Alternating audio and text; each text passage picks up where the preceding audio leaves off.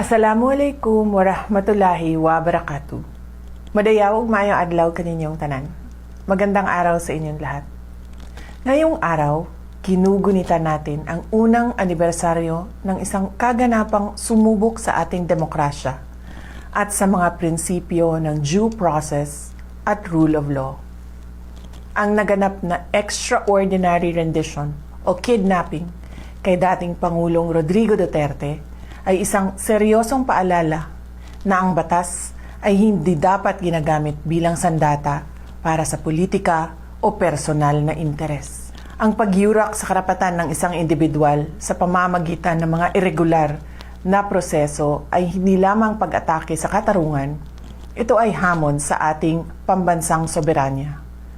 Ang isang tunay na malayang bansa ay pinapatakbo ng sariling mga institusyon na malaya mula sa anumang panlabas na panghihimasok o dikta. Ang anibersaryong ito ay isang panawagan para sa ating lahat na manatiling mapagmatyag. Kailangang manatiling malaya, tapat at matatag ang ating mga institusyon laban sa anumang pagsubok na baluktutin ang hustisya.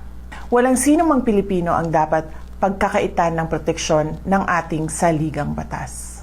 Sama-sama nating itaguyod ang isang Pilipinas kung saan ang batas ay kalasag ng katarungan at ang ating soberanya ay iginagalang ng lahat. Patuloy nating ipaglaban ang dangal ng ating bansa. Mahalin natin ang Pilipinas para sa Diyos sa bayan at sa bawat pamilyang Pilipino. Syukran.